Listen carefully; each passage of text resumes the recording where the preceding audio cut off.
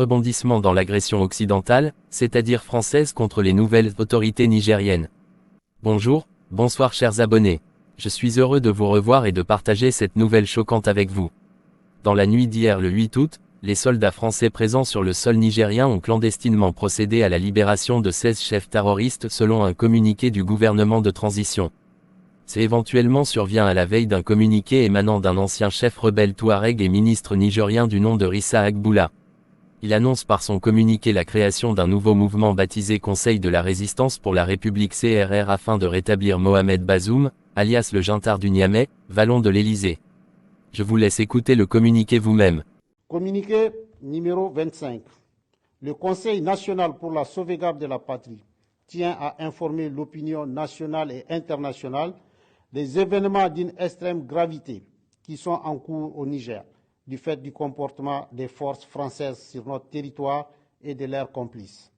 En effet, ce jour 9 août 2023, aux environs de 6h30 du matin, la position de la garde nationale du Niger de Bourkou-Bourkou, 30 km du site aurifère de Samira, a fait l'objet d'une attaque. À cet instant, le bilan n'est pas encore établi. Toutefois, pour rappel, à travers une communication directe avec les partenaires occidentaux, le comportement des forces françaises a été fustigé pour avoir, d'une façon unilatérale, libéré des éléments terroristes prisonniers. Ces derniers ont été regroupés dans une vallée du village de Fitili, 28 km nord-ouest de Yatakala, où une réunion de planification s'est tenue dans l'objectif d'attaquer des positions militaires dans la zone des 3 frontières. Ces chefs d'éléments terroristes libérés, au nombre de 16, ont été appréhendés dans 3 opérations, dont 2 en territoire nigérien. Le 15 juin 2023, à Yessi, 38 km de Bankilare, ayant conduit à l'arrestation de 3 terroristes. Le 16 juin 2023, à Makarma, ayant conduit à l'arrestation de 5 terroristes. Le 7 juillet 2023, à Atissan, 15 km ouest Ouroura, 45 km nord-ouest Ayerou, en territoire malien, ayant conduit à l'arrestation de 9 terroristes.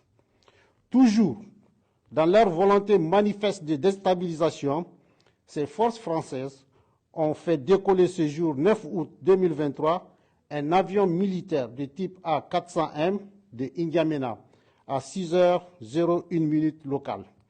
Cet aéronef a volontairement coupé tout contact avec le contrôle aérien à l'entrée de notre espace de 6h39 à 11h15 locale.